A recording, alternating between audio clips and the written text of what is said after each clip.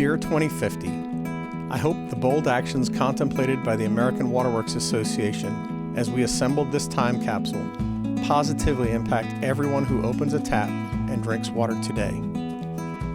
As I write this in 2023, the Centers for Disease Control and Prevention tells us there are 155,693 public water systems in the United States, 52,110 of which are community water systems.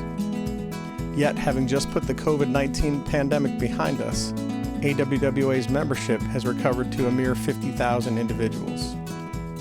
I hope our AWWA peer network has grown to include every water professional in our industry, and that each benefits from AWWA's tremendous, world-renowned knowledge base and best practices.